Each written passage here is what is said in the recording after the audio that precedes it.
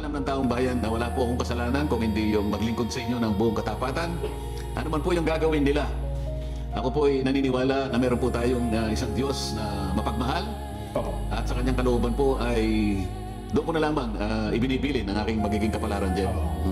Pero totoo po lahat na maaari pong ako ay arestuhin sa araw na ito o kung hindi man ngayon sa mga susunod na araw sa katahilanan po na kailangan po nila na magkaroon po ng katiyakan na yun pong pag-iimbestiga, yung pagsisiyasat doon sa napakalaking nakawan na nangyari sa kasaysayan ng ating bansa ay tuluyan ng malimutan.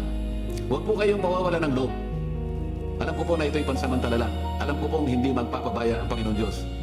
Siya po ang gagawa ng paraan upang malutas po natin ang problema ng hinaharap ng ating bansa. Pansamantala, dyan lang po kayo. Tibayin po ninyo ang inyong kalooban. Hindi po tayo matatalo sa ating ginagawang pakikipaglaban. Salamat po sa inyo.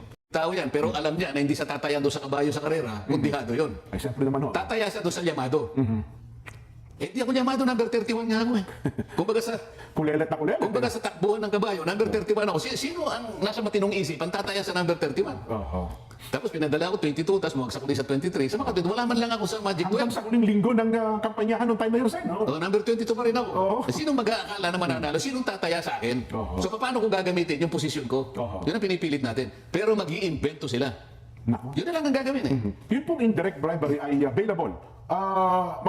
Magkahiwalay ba ito ng korte sa Sandigan Bayan sa ombudsman na Ay magkakasama yun eh. Ganun Maaring iniwalay nila pero pareho lang ang magiging suma total yan eh. Dahil sabi ko nga sa'yo, bakit pa ako magpipiyansa? Kinabukasan meron din plunder.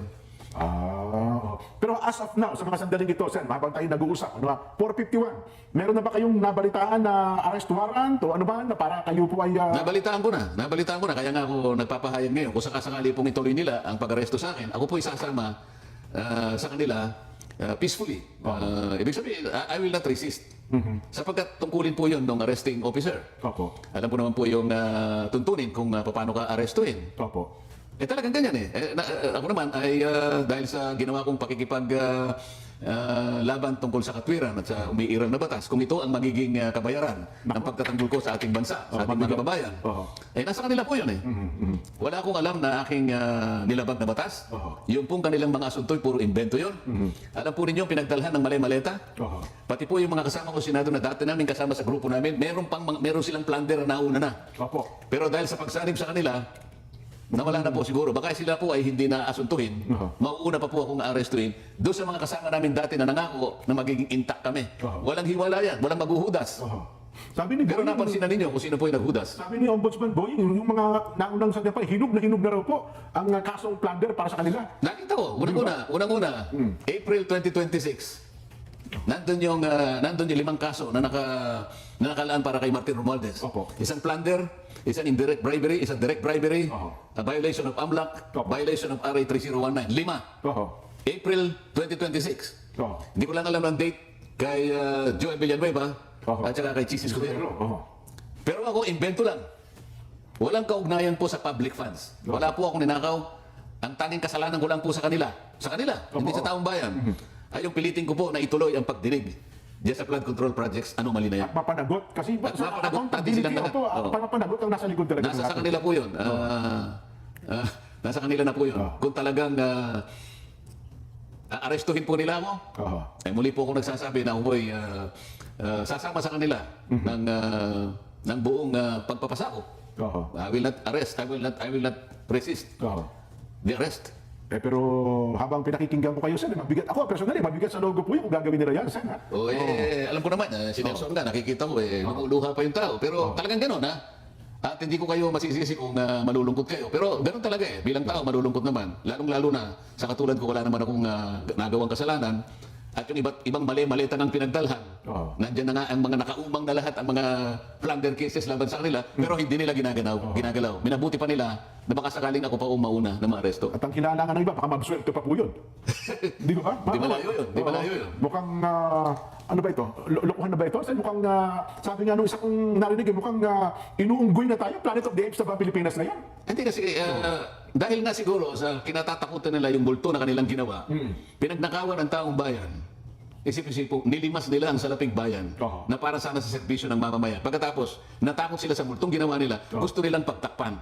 So kung sino man ang magpapakabayani na yan na ituloy, para sa ganun, makilala natin silang lahat, gagawa sila ng paraan para usigin ang tao na yan. Ako ngayon. So bakit kayo magtataka? Bakit kayo malulungkot? Dapat inasahan natin na gagawin nila sa akin yan. Ang dapat po siguro kayo ang pinagtatanggol nila. Kasi kayo ang sumusunod dati pinagtatanggol niyo po ang Yung batas. nakakaalam ng katwiran. Oo, eh. Halimbawa, yung mga pulis, yung mga sundalo na nakakakilala ng katwiran, Oo. alam nila yun. Oo. Kaya lang, yung mga tao na nasa likod ng pagnanakaw na ito, na ayaw nilang mabunyag ang kanilang pagkakakilanlan, ayaw nang makilala silang lahat, Oo. yan ang kinatatakutan nila. Oo. Kaya nangyari ang mga bagay na ito. Oo. Kaya itong pag-broadcast natin ito, ano na yung kasal mo? Makakapaghintay naman siguro. Baka ako naman ang iwanan ng misis ko, hindi kaya. Siguro naman may papaliwanag Oo nga naman, siguro. Diba? baka naman, Sabihin mo, darling, pwede ba nating iiliban muna ito? Kasi baka hindi naman magtatagal ito eh. ang problema yung venue, siningin na po kasi. Ay, malit na bagay naman siguro sa iyo. Diba? Babawi na lang. Pero sana naman, magkaroon ng linaw ng isipan kung sino man ang nag-iisip nito ng mga bagay na ito, Sen.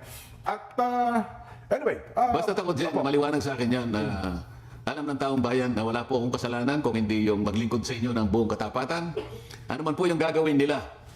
Ako po ay naniniwala na meron po tayong isang Diyos na mapagmahal. Oo. At sa kanyang kalooban po ay doon ko na lamang ibinibili ng aking magiging kapalaran dyan. Sen, ang inyo pong mensahe sa mga taong bumoto sa inyo, naniniwala sa inyo, sabi nyo nga, baka hindi ba siguro huling broadcast, ano? Yes, Mabigat ang galo. sa buwan na ito siguro. Ayaw ko naman sabihin huling broadcast natin. Huling broadcast natin muna sa buwan ito. Ayun, Malay mo naman sa susunod na buwan, ma-open uli natin ito, di ba? Opo. At hindi naman ihinto ang programang ito dyan. Oo. Dahil nandyan naman kayo ni Nelson.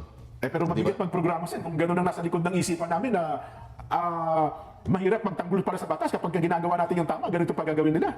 Naintindihan ko yun, pero alam ninyo na ang lahat naman ng mga bagay ay hindi mangyayari kung hindi kalooban ng Diyos. Doon na lamang ano natin, doon na lamang tayo babatay at sasandig dahil lahat ng pangyayari, gusto man natin o hindi, ay meron lahat paliwanag yan. Opo. May kadahilanan yan at ang tanging nakakalam dyan ang ating Panginoon Diyos dyan. Sen, ang inyo pong bigyan mo natin pagkakataon para magbilin po, mag-iwan ng mensahe sa ating mga taga-subaybay, mga supporters nyo po, at siyempre, mga naniniwala sa inyo, Sen. Salamat pong lahat sa inyong mga nakikinig sa araw na ito. Pasensya na po kayo kung naging maramdamin po ang mga huling pahayag ni Jen Sabarjaga. Opo. Pero totoo po lahat na maaari pong ako'y arestuhin sa araw na ito o kung hindi man ngayon sa mga susunod na araw sa kadahilanan po na kailangan po nila na magkaroon po ng katiyakan na yun pong pag-iimbestiga, yung pagsisiyasat doon sa napakalaking nakawan na nangyari sa kasaysayan ng ating bansa ay tuluyan ng malimutan. Ito lamang ang paraan nila para wala na pong magtatangka na masugid na gagawa ng kanyang tungkulin na tukuyin saan man tayo makarating. Tukuyin ang lahat ng mga taong nasa likod ng napakalaking nakawan na ito sapagkat sila po ay nakagawa hindi lamang ng kataksilan sa bansa, kung hindi napakalaking kasalanan po sa inyo. Lahat po ng mga taong binoto ninyo na nasa likod po ng pagnanakaw na ito, sila po ay pinagtiwalaan ninyo. Inakala po ninyo na silang gagawa ng mabuti para sa inyo sapagkat yun naman ang inaasahan ninyo na magiging kapalit ng pagtitiwala sa inyo. Sa kanila. Ngunit, sa halip po ng pagtitiwalang yon ay ninakawan po kayo. Harap-harapan po, kagaya ng sinasabi namin. Yan po ang kanilang gustong iwasan na yun. Yung makilala sila ng lubusan at tuluyan. Kaya lahat po ay gagawin nila.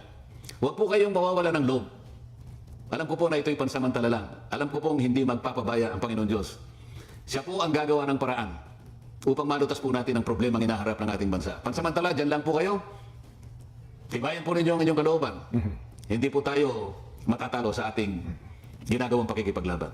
Salamat po sa inyo. Kaya sa mga nakikipagsagwatan upang kunin ang pondo ng bayan at nakawin ang kinabukasan ng ating mga mamamayan, mahiya naman kayo sa inyong kapwa Pilipino.